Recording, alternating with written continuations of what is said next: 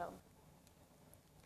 Okay, so we've touched base on circuits a lot. This is something that I love to do that's easy, and it takes 10 or 15 minutes. You know, if you feel like that you don't want to go do a long run, or you don't want to, you know, you don't have time to go do, you know, a swim or bike or whatever, this will take 10 or 15 minutes. What I do is I normally pick out 5 to 7 exercises and do them a minute each, and then I'll usually complete that 2 or 3 times. So what we were talking about earlier is I'll alternate body parts. So I may do like some sort of like upright row, and then I'll switch it to a squat or a jumping squat, some sort of variation, and then I'll do another arm thing like a row, and then I'll switch to lunges. So I have a lot of different examples of those if any of y'all are you know, curious as far as different things to do. And all this you can do in your house.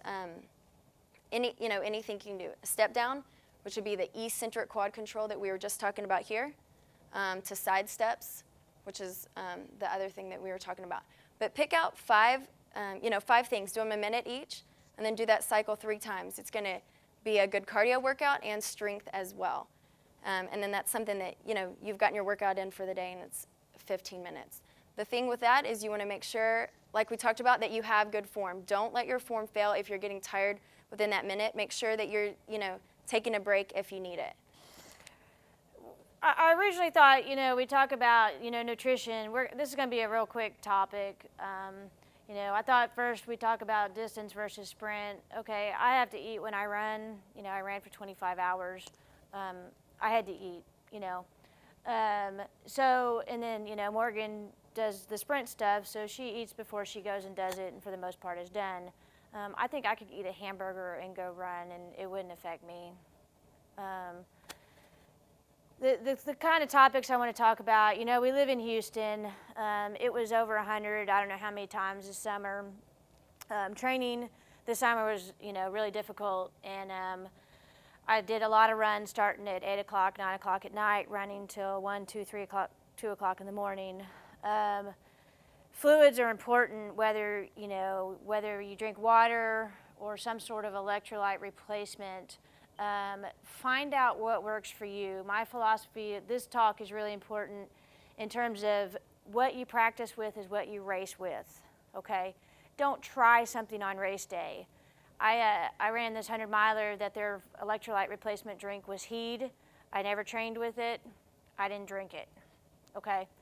The reason why is there's a lot of electrolyte replacement drinks on the market that have different sugar bases. I personally like the ones that are maltodextrin based. It's a complex carbohydrate. It doesn't cause the highs and lows of blood sugar. I have hypoglycemia. For me, that's an issue. I train with maltodextrin. It works for me, but some of them have sucrose, some of them have fructose, some have, you know, pure sugar, high fructose corn syrup. Gatorade is pure sugar. For me, that would bottom me out. Some are more acidic than others. Some are, you know, and so the biggest problem with that is it causes GI upset, nausea, vomiting, diarrhea. I mean, those are all problems, especially if you're getting into talking about running things like a marathon. And so what I tell you is, you know, whatever you train with is what you race with. I know, like Houston Marathon gives Gatorade, I think. I drank water.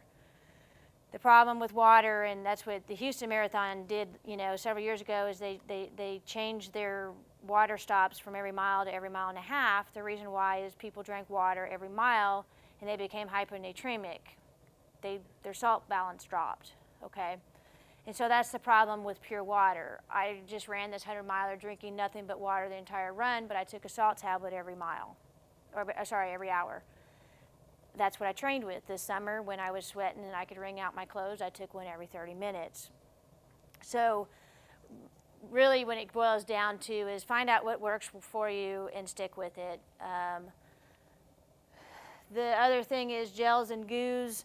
The marathons, half marathons, all like to have at their little tables the gels or the goos. I don't really use them because most of them are sugar-based. Like goo, goo itself, the original or whatever, it has 13 grams of sugar. Some of them have 23 grams of sugar. That's a lot of sugar. And for most people, it's probably okay. For me, it's not. I can tell you Hammer Gel has 2 grams of sugar. It's maltodextrin based. So if I use one, that's what I use, although I still prefer food. So the other thing with the gels or goos is, they can cause GI upset as well. So if you're going to do them, practice with them, find out, normally the race will tell you what they are offering, and try that or bring your own. When you talk about running, for me, even a marathon, I have to eat real food. To me, real food can be anything from trail mix to granola bars to apples, oranges, fruit, peanut butter, nuts, all the way up to, cottage cheese, avocados, all kinds of stuff, okay? This is a trial and error. Most people don't like to eat and run just because it's an acquired taste. You have to get used to it. I eat pretty much nonstop. The other important thing on nutrition is the recovery. We probably underemphasize that. We go do a run and then we just don't think about it. If I do an intense workout, I have a replacement supplement, recovery drink that my personal one that I use is Amino Vital. It's got amino acid replacement in it. It's maltodextrin based, so so I get my calories, I get the amino acids for rebuilding, but really just make sure you rehydrate appropriately. That's kind of my spiel there. Shoes. This is a topic in and of itself. We're going to kind of briefly talk about it, and at the end, I know a bunch of y'all brought your shoes, so we can talk, on an individual basis. Important things, you go into a running shoe store, the first thing they tell you is you're an overpronator. I think the majority of people they say are overpronators, and they sell them the wrong shoe. The perception is a lot of people that have really tight calf muscles appear to their feet to roll in or overpronate, and it's because they're tight calf muscle, and if that's the case, then you're sold the wrong shoe, and you'll end up with a 5th metatarsal stress fracture, peroneal tendonitis, recurrent ankle sprains, fibular stress fracture, and that's probably the most common thing I see. So knowing what kind of foot you have is important. Typically, if you have a very, very, very flexible flat foot, and you know it because you'll say, I've had flat feet since the day I was born, then you're an overpronator. Most people probably just need a neutral type of a running shoe. And then there's, people like me that have a really high arch and fall into a different category. That's kind of important. So when you go, I caution you and go in, and if anybody sells running shoes, I don't mean to step on your toes, but when you go into a running shoe store, Fleet Feet, Luke's, any of them, most of the people there are just runners. They have no education in shoes. Okay, they themselves just run. They sell you what their personal preference is of what they run in, and sometimes they get lucky and you get the right shoe. Sometimes you get unlucky and you get the wrong shoe, and then sometimes it really doesn't matter if you just run in one pair of shoes twice a week. It's not, you run 3 miles. It's probably not going to lead to injury, and so it's not a problem. Me, if I get the wrong shoe, I'm going to be injured. So. Knowing your foot anatomy, once you know it, we'll talk about it, come up to me later, I'll tell you what your foot anatomy is, what kind of shoe to get. You can go to most of the websites of whatever brand shoe you like, whether it's Asics, New Balance, I run in Brooks. You can go to their website and they say, what kind of foot do you have? You can type it in and they'll tell you what shoes fit that category, which works pretty good these days. Training versus racing. Some people train and race in the same shoes. It's not a bad thing. I don't. Unless I had my trail shoes.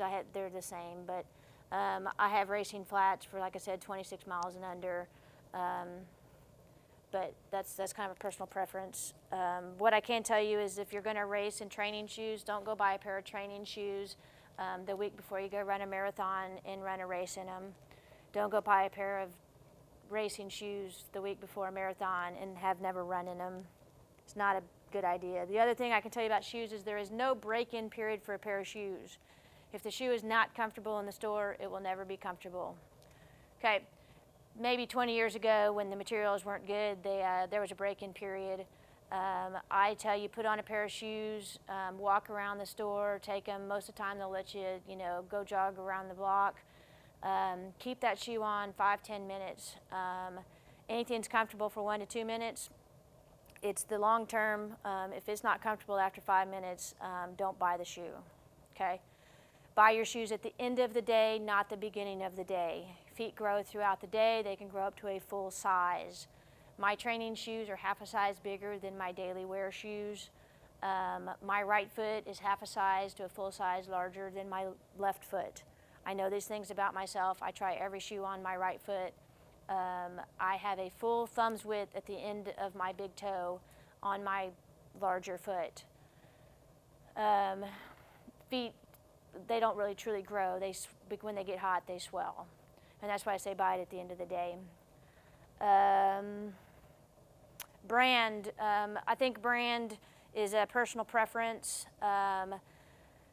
Of the top brands that I think are probably the best quality of a shoe, Brooks, Asics, and New Balance are probably the top that I would pick. Mizuno, I have a pair of Mizunos. I don't care for them. They're my short distance shoes. Anything under about 6-8 miles, anything over that, I'm not very comfortable with them. That's just my foot structure. I'm not a big Nike or Reebok fan. I think their shoe's too narrow. They make too narrow of a toe box. You want a toe box that's wide and has plenty of room for your toes, especially if you start losing toenails, you'll know why. It's not very pleasurable.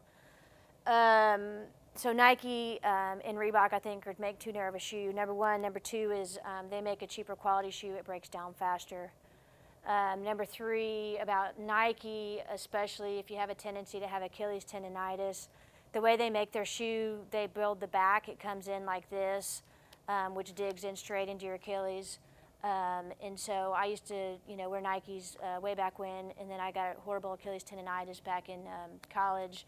And as soon as I got out of my Nikes, my Achilles tendonitis went away.